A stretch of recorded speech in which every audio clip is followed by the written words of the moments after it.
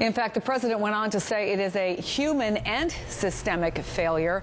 Is the government doing enough to keep Americans safe? Here to face off, Democratic strategist Josh Gottheimer, who's a former advisor to the Hillary Clinton campaign, and Republican strategist Alex Conant, who's a former press secretary for the RNC. And Alex, we just heard the president say that those two reviews that he mentioned yesterday, he will in fact want a preliminary report on those already on Thursday.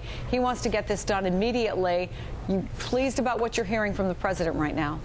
Yeah, absolutely. I mean, I think that the more we learn about it, the attack on Christmas Day was a very serious attack and something that deserves the attention of at the highest levels of government. One has to wonder why we're hearing this on Tuesday, whereas on Sunday, the president's spokesman and Homeland Security advisor was out on TV saying the system worked. And now 48 hours later, when, as far as the public knows, there's been no new evidence brought forward, everyone on Sunday knew this was a serious breakdown in security, and yet the administration was out there defending the system. Now, 48 hours later, they've realized how tone-deaf they sounded, and we're hearing a very different tune, a welcome tune, though.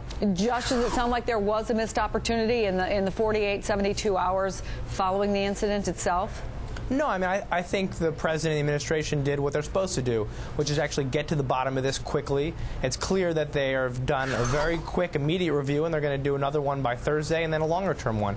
This is exactly how the system is supposed to work. When you look into incidents like this, incident of terror, the president has done what I think is a very honorable thing, admitted that we need to do more here, take some responsibility and for the fact that everything wasn't done and that should have been done in this situation, and I think it's exactly right. But here the Republicans go. My friend here is playing politics with national security like the Republicans always do, and I think that's just a bit of a shame instead of saying let's actually figure out what happened here so we can prevent it in the future.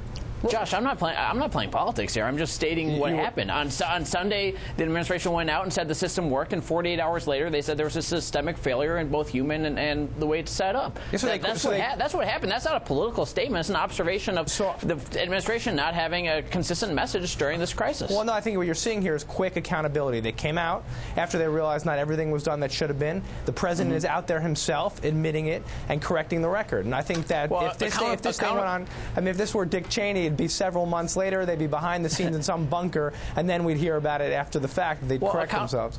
Accountability is rolling heads, is placing blame. It's not just going out and saying, well, the system failed after you earlier said that the system worked. And I think we have to let the process play out and see if the president really does hold his team accountable. Let me ask you about a part of that process, because a part of that process is obviously going to be finding out exactly what happened, who his contacts were, this suspect's contacts were, what exactly is the situation in Yemen, especially as it relates to the apparent growth of al-Qaeda and the strength of al-Qaeda in that region. Representative Peter King, you both know he's a Republican from New York. He's the top Republican on the Homeland Security Committee. He says the suspect should be tried by a military tribunal rather than a civilian court. He wants him to be able to be questioned. He wants to get information, intelligence that he thinks could be critical to saving future lives, to making our security stronger. What do you think about that, Alex?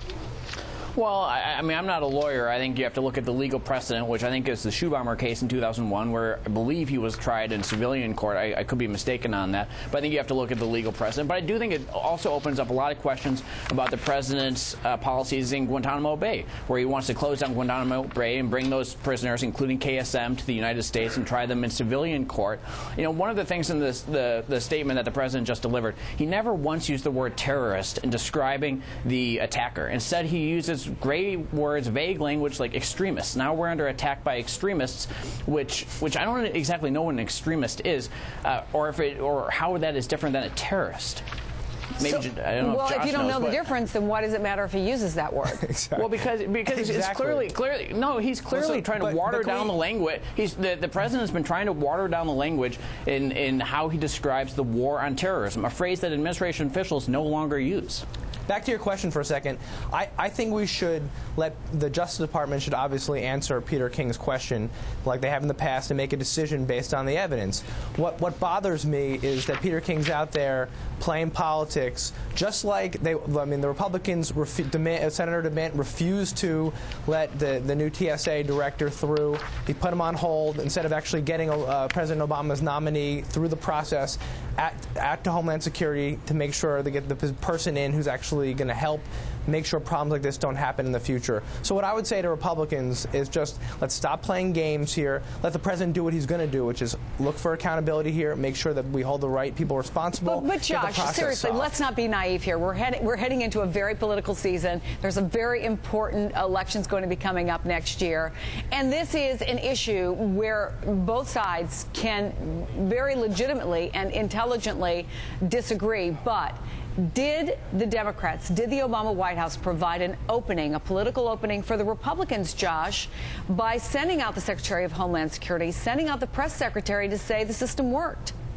Well, I don't think that was their finest hour, but I think what is their finest hour is actually cleaning it up, fixing it, and sending the president out there for several days in a row, and making sure that we actually find out what happened, correcting it, and making sure there aren't problems in the future. That, to me, is what shows the mettle of a good leader. And so, Alex, is the honorable thing to do for the Republicans to say, okay, we've criticized that. We know what happened. Maybe they said some things on Sunday in the talk shows that weren't legitimate. But now the president has come out 2 days in a row, accepted responsibility, has a plan for moving forward, and let that drop.